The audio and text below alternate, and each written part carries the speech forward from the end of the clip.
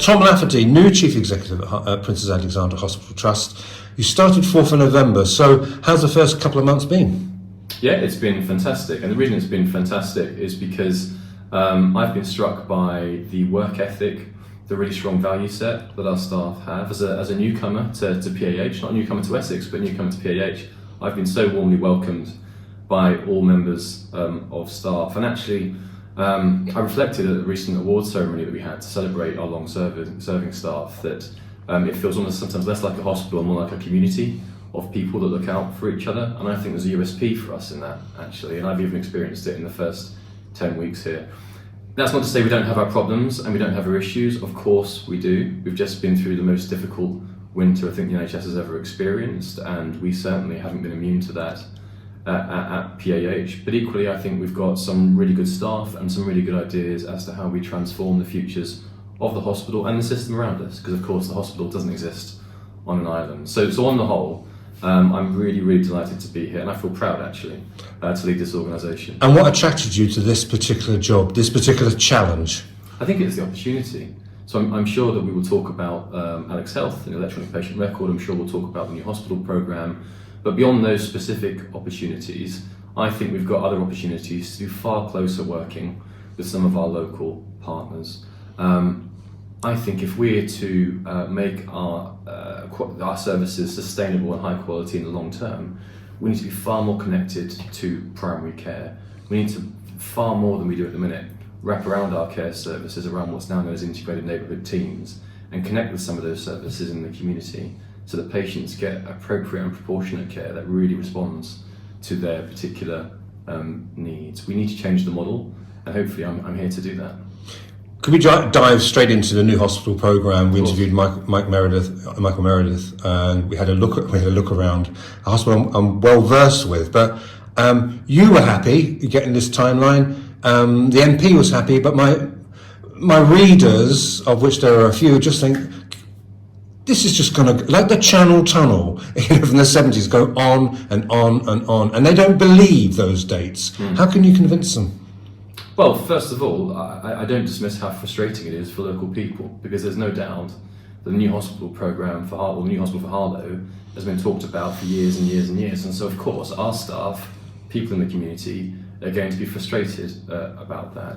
I think that the positive aspect to take from this is that when the new government, announced its review of the whole new hospital programme, that of course brought with it uncertainty as to all the schemes, including our own, as to whether it would ever happen actually.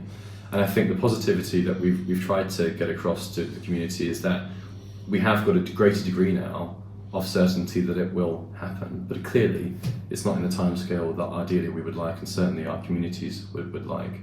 I think it changes things for us about what we do over the next few years. I'm really clear that we can't live with some of the estate and infrastructure risks that currently impact the quality of care we provide to patient, impact the staff experience of coming to work. And so for the next few years, I'll do everything I can to be able to access additional capital, to be able to make some remedial changes so that we're not putting everything off now to await the new hospital programme. You talk about the area just off Junction 7A as being a preferred option. Would that be accurate to say? But if you said, right, let's cut our losses, we'll rebuild on the site in Hamstall Road, could that get done much quicker? Into the pre-existing site? Just go to the pre-existing site. Okay, folks, we'll just swallow it and build there. And because people see building in Harlow, like just across the way, David Lloyd, permission in September, they'll be there before Christmas, or near the Stowe. They see built when it's private, they see it go up like that, and they just think, can't you just rebuild there?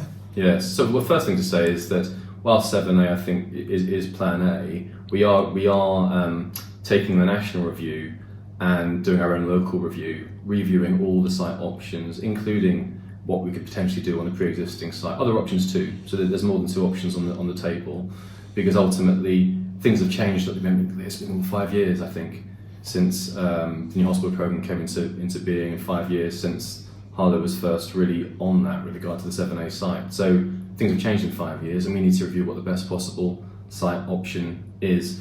Whether it's quicker to do it on the pre-existing site, so we're looking at that option. It may not necessarily be quicker, because of course there are space restrictions on the pre-existing site because there's already a hospital on it. And my own experience of being involved in the hospital programme in Cornwall, where they are building on the pre-existing site, just goes to show that actually that adds complexity, because you create temporary decants for the pre-existing facilities to allow other space for new buildings to go up. So we're considering it. It's an option that remains live, but this new news has only come out this week. We need a bit of time to get our plans refreshed and to make sure that we're responding to the new announcement. Can I go to the electronic patient record system called Alex Health? Of course. Back in about October the 30th, you had this message on social media. There may be a bit of reduced capacity. And my Freedom of Information requests are revealed that's something like, in a 6-week period, 17,000 cancelled or rescheduled arrangements. Your staff ringing people up saying, your appointment's rescheduled, your appointment's cancelled, please don't ask, have you got note of that? That's shocking, isn't it? Well, I'm really sorry for the disruption that's been caused through Alex Health. All the appointments that were cancelled or postponed have been rebooked for patients. As you know, they were non-urgent appointments, but that doesn't take away how inconvenient it was. And obviously there's going to be frustration with regard to that. The electronic patient record, or the electronic health record as it's known with regard to Alex Health, it's a massive transformational change. It really is. I've got some experience of being involved in rollouts elsewhere, and it is a dramatic change of the way that the hospital functions at its most basic form. So yes, it has caused operational disruption. It was always going to cause operational disruption, that level of change. But with the term reduced capacity, I had no idea what that meant. And I don't think our readers knew what that meant, but they certainly didn't think it was meaning that. So if I said to you, next Monday, whatever day that is, the 27th, 28th, that Monday, following week, give me a ballpark figure. How many appointments do you think would be rescheduled or cancelled? So we're now at full capacity with regard to our planned activity. So I can't give you a number, but at the time that Alex Health was launched, we deliberately, in a planned way, reduced capacity by 50%. That number is now back up to 100%. So capacity is always affected by other pressures, operational pressures, which we may talk about later on. But with regard to capacity reduction cause of Alex Health, we're now at full capacity. Does that mean if I put an F up, or rang you up and said how many appointments were cancelled, rescheduled in the first week of February, the answer would be none? Due to Alex Health? Yeah. Correct, yes. Okay, yes. Great. Again, there may be appointments cancelled for other reasons. Yeah, we understand. This is quite a side issue, but if I get complaints from readers, etc., is the car parking at your hospital, is that all wound up in your estate and I know you're not head of parking, you're not a traffic warden, and sometimes they feel that it feels like, the bland bureaucracy, here's your fine, that's it, you park. And people are getting really confused about where, so you may think I'm labouring on this point, but they get really confused and they get £100 fines about the parking. Lots of parking here at Cal Park, and that's what they get really annoyed about. Is there anything you can do about that? Absolutely. I mean, so anybody that gets a fine when they come to hospital for a clinical appointment or for their loved one's clinical appointment and then gets fined for it, I understand that there's going to be some frustration around that. I mean, we're not alone in having managed and monitored car parks, both for public and staff, but obviously what we charge, how we enforce it always remains under review. And if there are specific concerns or complaints, something that keeps on recurring, certainly we'll look into that. I guess when we talk about the new hospital and communication, your meetings, and the people who come in, day out to your hospital, do you think with all this, you're taking the town with you? I think we could do more in that space, is what I think. So, as I alluded to earlier on in this conversation, I think we've got a huge opportunity to connect our secondary care services, our acute services that happen in hospital, far better what happens on the ground in primary care, in GP surgeries or in pharmacies, and with regard to community services that do things like go to patients' home to provide care. In designing that change and developing that change, it's fundamental that we connect with what our population, what our patients are really telling us about their experiences of care. And so absolutely it's my ambition to get out there in the community and listen to what people are saying, because we can't represent those people unless we understand their views. Just a couple more questions, if you don't mind. Just so we talk about the new hospital programme where the dates are 2020, 32, 34, etc. But for now, this first year, your first year, do you have a plan? Do you have an ambition of what the hospital is like over the next year, 18 months? Absolutely. Or is it crisis management?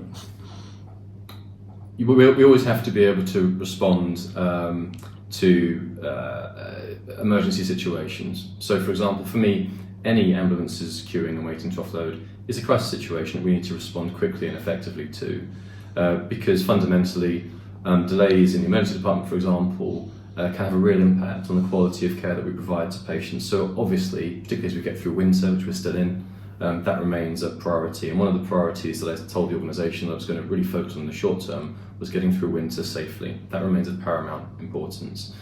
At the same time, if all we do is focus on today's issues, we won't be able to make progress in the longer term and make our hospital and the services around it really sustainable.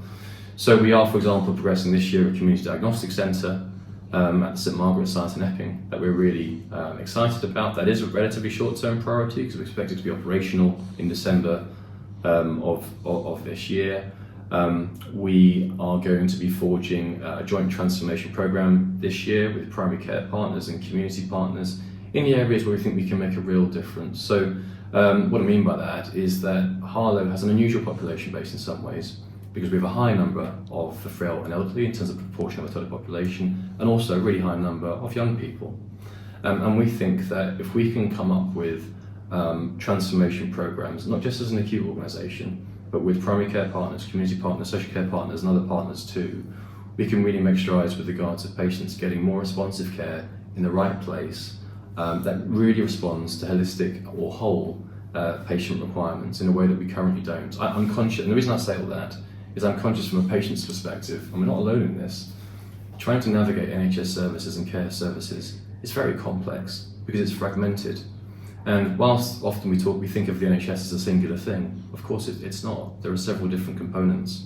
But it shouldn't feel like that from a patient perspective, and it's my job, it's our job, so that it is seamless and patients get the care they need, where they need it, when they need it. And finally, have you enjoyed your first couple of months? I've absolutely loved it, Michael. Like I said, it goes back to how fantastic the staff are and how welcoming a place it is. I think we can, why not put Harlow on the map for health and care? Quite often we hear about health systems in London or in Somerset or in parts of Greater Manchester. My future for Harlow in terms of health and care services is to put Harlow on the map as a place that really understands its population, really understands what working at place means, so that patients from Manchester, I don't know, Sheffield, Cornwall, say, you want to go and see a health and care system that really responds to local need, really responds to the needs of the population. Go and see what those guys are doing in Harlow and West Essex. That's my ambition over the long term.